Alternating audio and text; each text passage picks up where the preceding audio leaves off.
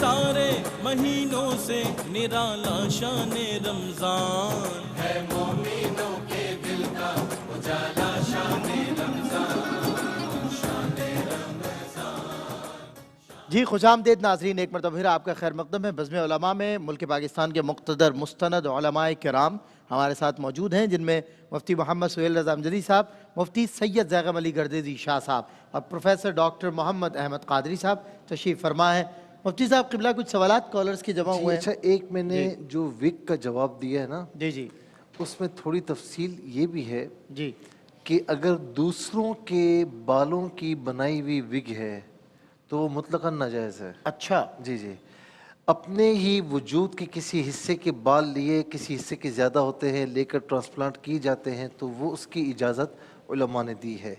یا پھر کسی اینیمل کے یعنی اس کے ہیئر ہے اور وہ کر کے لگائے ہیں تو اس کو بھی علماء کرام نے جائز، ہیومن ہیئر الاؤ نہیں ہے؟ ہاں، اس لیے کہ ان اللہ یأمرکم ان تؤدوا الامانات الی اہلیہا کے تحت ہر انسان کا وجود اس کا اپنا نہیں ہے، وہ اللہ تعالیٰ کی امانت ہے۔ اس لیے کوئی انسان اپنا کوئی عضو ڈونیٹ بھی نہیں کر سکتا، اس لیے کہ اس کا ہے ہی نہیں ہے، اپنی چیز نہیں ہے، وہ تو کیسے دے سکتا ہے؟ تو سب آج کل تو ہیومن ہیئرز بڑے ان ہیں اور بڑا لوگ اس کو یوز بس ہو رہا ہے بہت چیزیں۔ یہ اچھا کیا آپ نے بتا دیا، مطلب جائز نہیں ہے یہ، اس میں وضو جائز نہیں ہے ہیومن ہیئر کسی اور کے؟ وضو جائز ہونا اور چیز ہے، لیکن اس کی ہیئر کی جو وگ لگا کر یعنی لگانا، بنا کر لگانا یا رکھنا یا ٹرانسپلانٹ کروانا یہ جائز نہیں ہے۔ اچھا ٹھیک، اپنے وجود کے ہیئرز ہوں وہ چلیں گے، یا کسی اینیمل کے ہوں، ٹھیک ہے۔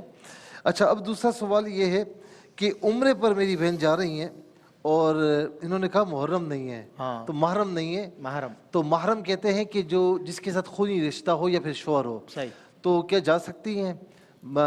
یہاں پر میں کہوں گا کہ یعنی وہاں پر بھی انہوں نے الاؤ کر دیا ہے اس کو کہ بغیر محرم کیا پا سکتی ہیں، لیکن شرعی طور پر شرعی سفر بغیر محرم کے عورت نہیں کر سکتی۔ شرعی سفر کیا ہوتا ہے؟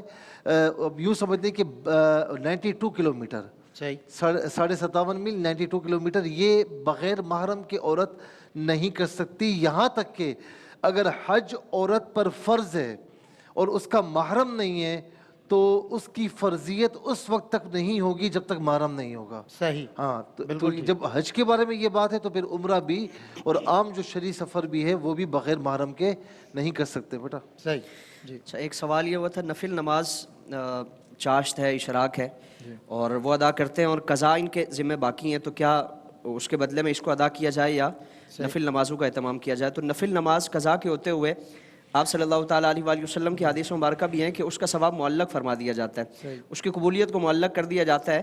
تو نفل نماز یہ ضروری نہیں ہے، ضروری کیا ہے کہ وہ قضا نمازوں کا اس کا اعادہ کیا جائے، دہرائی جائیں اس کو، اور پھر اس میں اگر مثال کے طور پر چاشت کے وقت میں اگر نفل قضا نماز کو پڑھ لیں یا اشراق کے وقت میں، یا اگر تحیۃ المسجد ہے، تحیۃ الوضو ہے، اس وقت میں اگر قضا نماز کو اس کا دہرا رہا ہے اور قضا نماز کی ادائیگی کر رہا ہے تو اللہ رب العالمین اس نفل کا ثواب بھی اس میں عطا فرمائے گا۔ یعنی کوئی شخص اگر وضو کر کے مسجد میں داخل ہوا اور پہلی بیٹھنے سے پہلے اس نے قضا نماز کو پڑھا تو اللہ رب العالمین تحیۃ الوضو کا بھی اس کو ثواب عطا فرمائے گا، تحیۃ المسجد کا بھی اس کو ثواب عطا فرمائے گا۔ پھر چاندی اور سونے سے متعلق پوچھا گیا تھا کہ الگ الگ ایک ایک جنس ہے تو اس میں زکوٰۃ کا کیا حساب ہوگا؟ تو چاندی کا نصاب 52.5 تولہ ہے اور سونے کا نصاب 7.5 تولہ سونا ہے۔ اگر کسی کے پاس صرف چاندی ہی چاندی ہے تو 52.5 تولہ چاندی، اگر اس سے کم ہے تو اس پہ زکوٰۃ لازم نہیں ہوگی، اور اگر چاندی سونا کسی کے پاس ہے تو 7.5 تولہ سونا، اس میں کم اگر ہے تو اس پہ زکوٰۃ نہیں ہوگی۔ پھر اگر تیسری چیز یعنی مال تجارت ہے یا دونوں مشترکہ یعنی سونا اور چاندی مل کر ہیں تو پھر چاندی کا جو نصاب ہے اس کی مالیت کا اعتبار کیا جائے گا کہ اگر دونوں چیزیں ملا کر چاندی کے نصاب کے برابر پہنچتی ہیں تو اس پہ زکوٰۃ فرض ہوگی، اور اگر اس پہ سال ہو چکی ہو جو زکوٰۃ کی جو شرائط ہے اس کے مطابق پھر اس پہ زکوٰۃ لازم ہوگی۔ پھر ایک بھائی سے متعلق پوچھا گیا تھا، وہ صاحب حیثیت ہے اور بہن غریب ہے، تو وہ کیا بھائی اس کی مدد نہیں کرتے اور یہ عذر پیش کرتے ہیں کہ وہ خود کثیر العیال ہیں؟ تو اگر واقعتاً ایسا ہے ان کی مدد کی استطاعت نہیں ہے تب تو ان سے اللہ کی بارگاہ میں مواخذہ نہیں ہے، لیکن اگر صاحب حیثیت ہے اور ان کی استطاعت ہے کہ وہ بہن کی مدد کر سکیں تو وہ لازم ہے ان پر بہن کی مدد کرنا.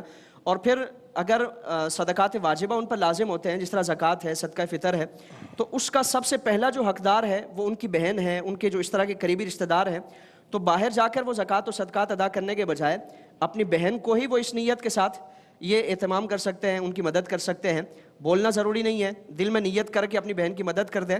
بہن کو چھوڑ کر دور دراز جا کر صدقات و خیرات اگر وہ بانٹیں گے, زکوٰۃ کی ادائیگی کریں گے, تو آپ صلی اللہ تعالی وسلم نے فرمایا کہ ایسے شخص کو اللہ رب العالمین اس کا صدقہ قبول نہیں فرماتا کہ جس کے اہل و عیال میں مستحق ہو اور وہ ان کو چھوڑ کر کسی دوسرے کو ترجیح دے. صحیح, بالکل صحیح.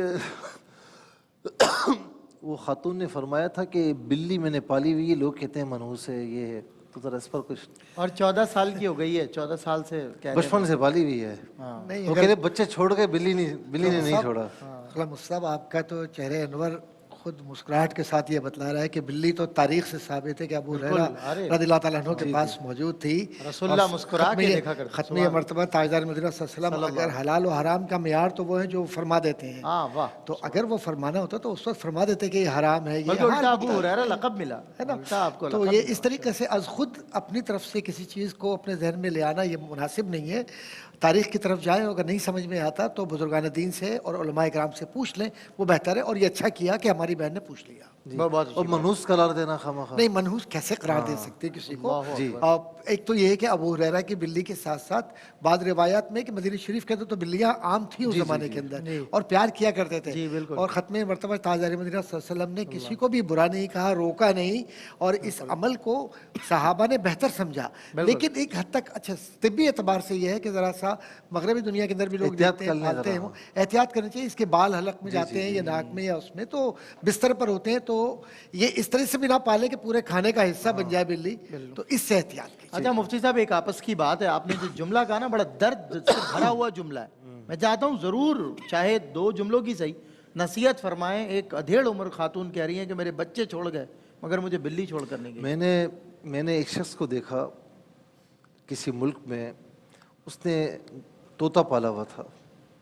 تو میں نے پوچھا اس سے, تو اس نے کہا کہ میرے بچے مجھے چھوڑ گئے, یہ طوطا میرا دل بہلاتا ہے.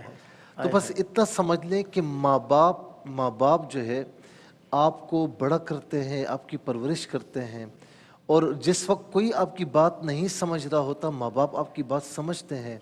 اور بڑے ہو کر جب آپ کہتے ہیں کہ بابا آپ کی بات مجھے سمجھ میں نہیں آ رہی, ماں آپ جو کہتی ہو میری سمجھ میں نہیں آتا, تو ان پر کیا گزرتی ہوگی. ماں باپ جنت کی چوکھٹ ہے اور ماں کے قدموں تلے جنت. بے شک. باپ کی رب تعالیٰ کی ناراضگی اتنا سن لینا, ماں باپ کو ناراض کیا نا دنیا میں کا شکار آپ ہو جائیں گے. اسی لیے بچ کر رہیں, اپنے ماں باپ کی خدمت کریں. اچھا سوال یہ ہوا کہ بالکل معذور ہیں اور چل نہیں سکتی, اور چل پھر بھی نہیں سکتی, اور نماز بھی نہیں پڑھتی, اور روزے بھی نہیں رکھتی. دیکھیے اگر ایسی بیماری ہے کہ روزہ رکھتی ہیں تو طبیعت خراب ہو جاتی ہے, تو روزہ نہ رکھنے کا عذر موجود ہے. اچھا آئندہ جب کبھی طبیعت صحیح ہو تو روزے کی قضا کر لیجیے گا. اگر بالکل ہی نہیں صحیح ہو رہی تو ہر روزے کے بدلے میں ایک مسکین کو 2 وقت کا کھانا کھلا دیں یا اتنی رقم دے دیں, یعنی فدیہ ادا کر دیں. اچھا فدیہ ادا کرنے کے بعد بھی اگر صحیح ہو گئی تو پھر بڑا ہوں گے. اچھا جی آپ نماز نہیں پڑھتی, اور پیمپر والا معاملہ بھی انہوں نے بتایا, تو کوئی مسئلہ نہیں. اگر آپ کے ساتھ کوئی عارضہ ایسا لاحق ہے کہ آپ ایک وقت کی نماز بھی صحیح نہیں پڑھ سکتی, عارضہ ہو جاتا ہے, آپ شدید معذور کے حکم میں ہیں, اور اس کا حکم یہ ہوگا, طریقہ کار یہ ہوگا کہ آپ مثال کے طور پر ایک نماز کے لیے وضو کریں. ظہر اب اسی وضو کے بعد اگرچہ وہ عارضہ آپ کو لاحق ہے, کوئی اور نہیں ہے, وہی عارضہ لاحق ہے, آپ کی نماز بھی ہو جائے گی, برقرار رہے گا, ساری چیزیں آپ تلاوت قرآن کریم بھی کر سکتی ہیں, یہاں تک کہ جیسے ہی نماز کا وقت ختم ہوگا, نماز ختم ہو جائے گا تو خود وضو ختم ہو جائے گا, نئی نماز کے لیے کرنا ہوگا. جزاک اللہ. مائک چونکہ پرابلم کر رہا تھا تو یہ جو مسئلہ ہے انشاءاللہ میں دوبارہ اس کو ریپیٹ کروا دوں گا. ایک وقفہ بھی لینا ہے تو وقفے کے بعد انشاءاللہ جو ٹیکنیکل ایشو سے ریزالو کرتے ہیں, اور یہ دوبارہ کہوں گا مفتی صاحب اس کو دہرا دیں. ایک بریک کے بعد ہوتی ہے ملاقات. वेलकम बैक नाज़रीन, खैर मकदम है एक मरतबा फिर आपका। हमारा आखिरी सेगमेंट है बज़्म उलमा का। उलमा इकराम हमारे साथ मौजूद हैं और आपके सवालात के दिए जा रहे हैं जवाबात। आप लाइव टेलीफोन कॉल्स के ज़रिए हमें इस लास्ट सेगमेंट में भी 2-4 कॉल्स तो ली जा सकती हैं, तो आप हमें ज्वाइन कर सकते हैं अगर चाहें। तो कोई सवाल कोई खली जहन में है तो हमसे कीजिए, उलमा इकराम देंगे आपके सवालात के जवाबात। जी मुफ्ती मोहम्मद वो सुहेल दोबारा देना होगा वो ज़रूर, क्योंकि आप एग्जैक्टली जी, जी। उसका आंसर ठीक नहीं दे सके हम, क्योंकि वो माइक बंद हो रहा था। अच्छा, वो बहन ने कहा कि माजूर हैं, चल फिर नहीं सकती, बिल्कुल गोया के साहिब फिराश है, ठीक है। यानी पलंग बेड पर ही हैं। अच्छा, पेम्पर वाला मामला भी है। अब अगर रोज़े नहीं रख सकती, रोज़े रखती हैं तो तबीयत ख़राब होती है तो रोज़े छोड़ दें, और बाद में जब हिम्मत आ जाए तब रख लें। बाद में भी नहीं रख सकती, जब रोज़े रखती हैं बीमार हो जाती हैं, सेहत का मामला बिगड़ जाता है, तो फिर हर रोज़े के बदले में एक मिस्कीन को 2 वक्त का खाना खिला दें या उतनी रकम दे दें, यानी फिदिया दे दें। सही। जो पेम्पर वाला मामला है तो उसमें भी देखें, नमाज छोड़ नहीं सकते, यानी आप अगर खड़े होकर नमाज नहीं पढ़ सकती तो जितना खड़े होकर पढ़ सकती खड़े हो जाएं, और जहाँ पर हिम्मत टूट जाए बैठ जाएं। बिल्कुल खड़े नहीं हो सकती तो बैठ कर पढ़ लें, बैठ कर नहीं पढ़ सकती तो लेट कर पढ़ लें, लेट कर नहीं पढ़ सकती तो इशारों से पढ़ लें, लेकिन नमाज माफ़ नहीं है। अल्लाह। और यहाँ तक फ्लेक्सिबिलिटी है, रुख्सत मौजूद है कि अगर पेम्पर वाला मामला है और कोई ऐसा आर्जा लाहिक है कि जिसमें आप एक वक्त की नमाज भी अदा नहीं कर सकते, तो फिर हुक्म ये कि एक वक्त की नमाज के लिए आप वज़ू फरमा लें। अब अगरचे वो आर्जा लाहिक है, उससे वज़ू नहीं टूटेगा, उससे आप नमाज भी पढ़ लें, नवाफिल पढ़ लें, कुरान करीम की तिलावत कर लें, XYZ कोई भी इबादत कर लें, लेकिन जैसे ही उस वक्त की नमाज का वक्त उस नमाज का वक्त गुजर जाएगा तो उसका वज़ू खुद ब खुद उनका वज़ू फिर फासिद हो जाएगा, दोबारा नए वक्त के लिए वज़ू करना होगा। अच्छा, उस उज़्र के अलावा कोई और उज़्र भी पाया गया जिससे वज़ू फासिद होता है तो उससे भी फासिद हो जाएगा, लेकिन अगर वही उज़्र है तो उससे नहीं होगा। अच्छा, फिर इसके बाद एक सवाल ये हुआ कि बहन के लिए 5 लाख रुपए रखे हुए हैं तो ज़कात अदा करनी होगी।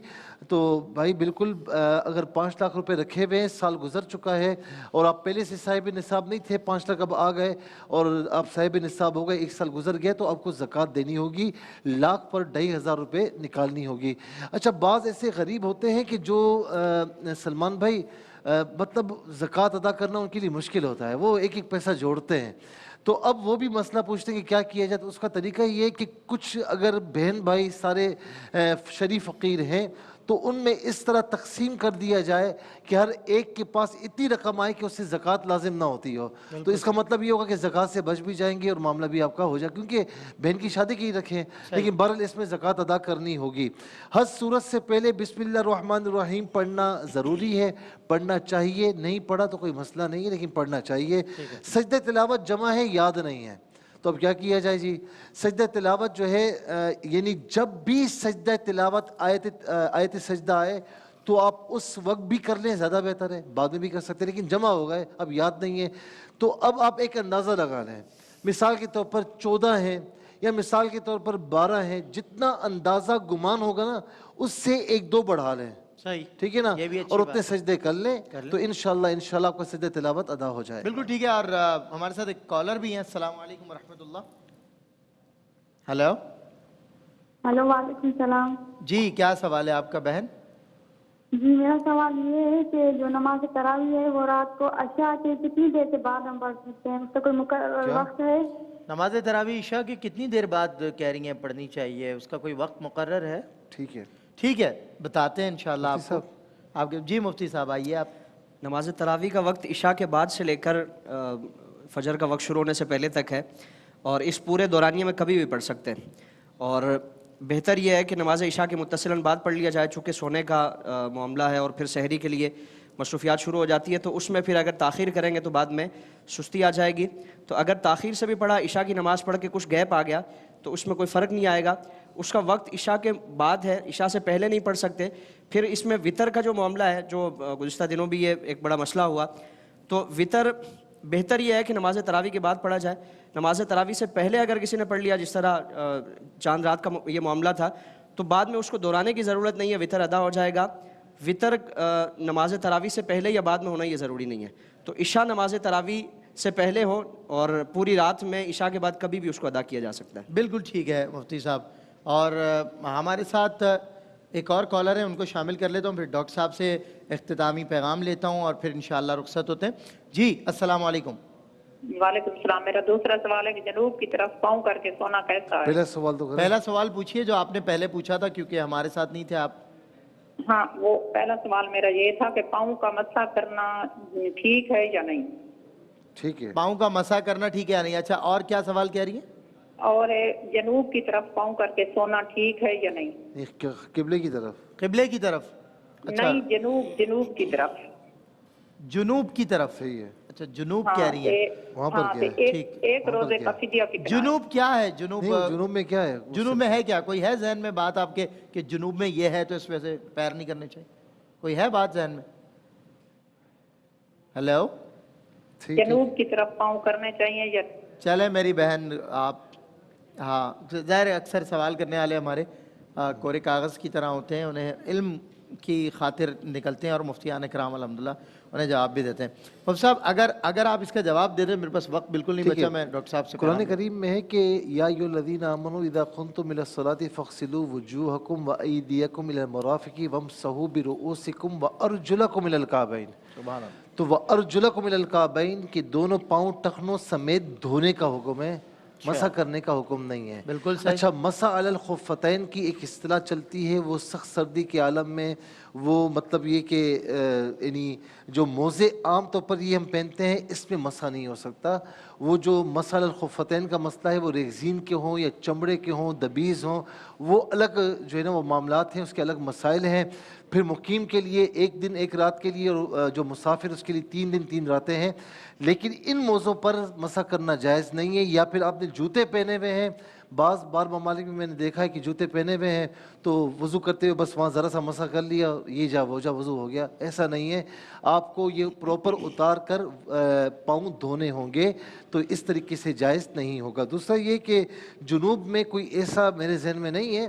خانہ کعبہ کی سمت کی طرف پاؤں اس طرح کرنا منع ہے مسلمانوں کے لیے, کہ ظاہر وہاں خانہ کعبہ ہے, لیکن اس کے علاوہ کوئی اور سمت ہے تو وہاں کوئی مسئلہ نہیں ہے. بالکل ٹھیک ہے. میں ڈاکٹر صاحب آج ہم نے نظام عبادت پہ بات کی تھی, تو میں چاہتا ہوں مختصراً ہمارے ویورز کو کیا پیغام دیں گے آج کے دن کے حوالے سے. ہم خوش نصیب ہیں کہ اللہ تبارک و تعالیٰ نے ہمیں ایسا دین کامل دیا ہے اور ایسا نمونہ عمل دیا ہے, لقد کان لکم فی رسول اللہ اسوۃ حسنہ, کہ ہم عبادات ہوں, معاملات ہوں, زندگی کے رویے ہوں, باہمی تعلقات ہوں, رب کے سامنے سجدہ ہو, سب کچھ ہم سارے آداب, ساری بنیادی چیزیں ہم نے حضور کی زندگی سے اور شریعت مطہرہ سے لی ہیں.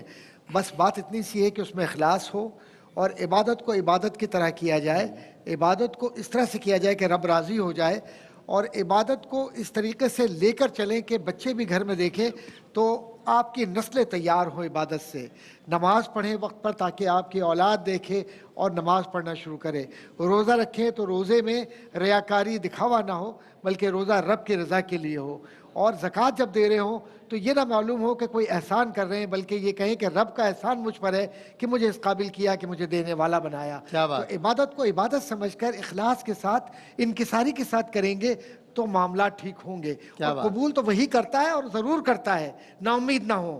ہمیشہ یاد رکھیں کہ ہم اکثر و بیشتر کرتے ہیں, ہم نے کر دیا, پتہ نہیں اللہ قبول کرتا نہیں کرتا. ایسی بات نہ کیجیے. جب اللہ نے کہہ دیا لا تقنطوا من رحمت اللہ, تو اللہ کی رحمت سے وابستہ رہیے, لیکن اخلاص کا ہاتھ, اخلاص کا جو معاملہ ہے اس کو ہاتھ سے نہ جانے دیں, اس پر قائم رہیں تو معاملہ ٹھیک ہو جائے. سبحان اللہ. بہت شکریہ ڈاکٹر صاحب آپ کا, مفتی صاحب آپ کا, مفتی صاحب آپ کا تشریف آوری کے لیے, اور بڑے کم وقت میں بڑی گتھیاں سلجھا دی. اللہ تعالیٰ سلامت رکھے, باکرامت رکھے, تا قیامت رکھے. اب وقت ہوا ہے معلومات ہی معلومات کا. اگلا سیگمنٹ جو ہے ہمارے دوست سید عمران ودود انشاءاللہ لے کر آ رہے ہیں, اور چونکہ وہ معلومات ہی معلومات ہے تو اس پر رخصت ہوتا ہوں کہ وہ علم کے قرآن تیری اطرت کا قصیدہ, وہ حلم کے دشمن کو بھی امید کرم ہے, وہ صبر کے شبیر تیری شاخ ثمردار, وہ ضبط کہ جس ضبط میں عرفان امم ہے. بریک کے بعد ہوتی ہے معلومات میں ملاقات, اور پھر انشاءاللہ حاضر ہوتے ہیں.